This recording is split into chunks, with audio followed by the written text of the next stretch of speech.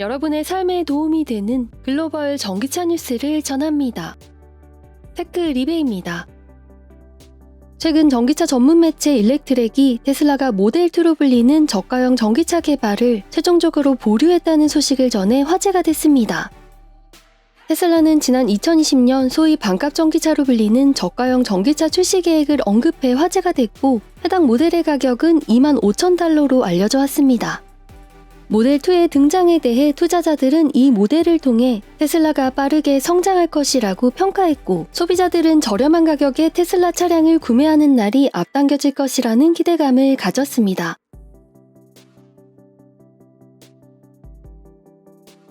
그런데 지난 4월 5일 로이터 통신이 테슬라가 저가형 전기차 개발 계획을 폐기하기로 했다고 보도했습니다. 당시 일론 머스크 테슬라 CEO는 SNS인 X에서 이는 로이터의 거짓 보도라며 해당 내용을 부인했습니다. 하지만 얼마 후 모델2 개발 중지에 대한 소식이 또다시 전해졌습니다. 일렉트렉은 4월 15일 모델2의 코드네임이 MV9이라고 밝히며 모델2 개발이 보류됐다고 보도했습니다.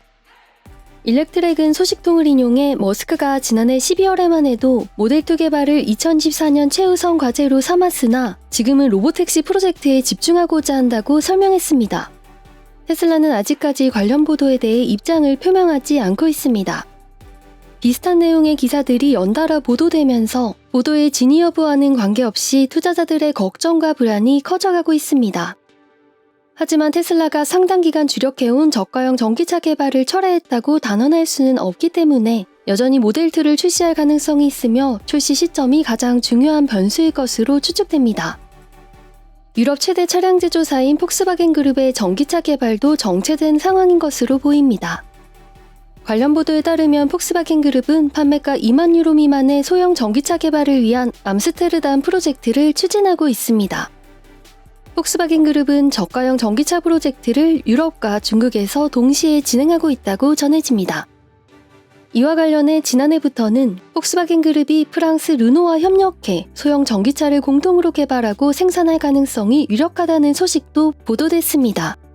최근 독일 경제지 한데스블라트 등은 폭스바겐 그룹 내부에서 저가 전기차 생산을 르노 공장에서 진행해야 하는 것에 대해 염려하고 있다고 전했습니다. 이는 저가형 전기차 협력을 위해 르노가 제시한 협상 조건인 것으로 보입니다.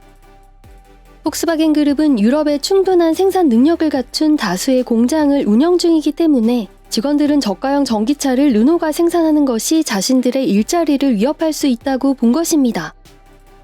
폭스바겐 그룹은 외부 도움 없이 단독으로 저가형 전기차를 개발할 가능성도 있으며 조만간 해당 모델 개발 및 생산에 관한 주요 사안을 결정할 예정이라고 전해집니다.